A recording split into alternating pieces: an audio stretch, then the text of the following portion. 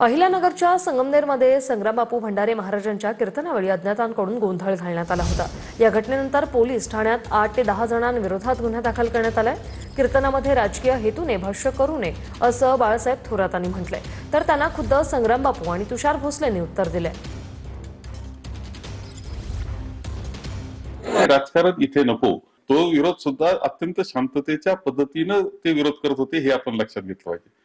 त्यानंतर होणाऱ्या खोट्या केसेस याच्यातून एक दहशत निर्माण करण्याचा प्रयत्न चाललेला आहे। पुन्हा आता निवडणुका आल्यात, ते काल काय घडलंय हे समजून न घेता पुन्हा मोर्चा त्यामध्ये काढायचा आणि सगळं वातावरण कसं बिघडून टाकता येईल, तालुक्याचं विकास कसा थांबवता येईल याचा हा प्रयत्न चाललेला आहे। संगमनेर मधील घुलेवाडीच्या कीर्तनात जे 2 मनोरुग्ण, त्यात तुमचा एक पीए आणि दुसरा पीएचा मामा यांनी कीर्तनात भरपूर त्रास दिला। जर छत्रपती शिवाजी महाराजांनी अब्दुल्ला फाडला याला जर तुम्ही राजकारण म्हणत असाल तर बाळासाहेब थोरात आम्हाला नथुरामजी गोडसे व्हावं लागलं। साहेब थोरात महाराष्ट्रातल्या एकाही साधू महंत कीर्तनकाराला धमकावण्याचा प्रयत्न केला तर गाठ तुषार भोसलेशी आहे, हिंदू समाजाशी आहे। जे राहुल गांधी हातात संविधान घेऊन फिरतात त्या संविधानाने प्रत्येक कीर्तनकाराला बोलण्याचा अधिकार दिला आहे।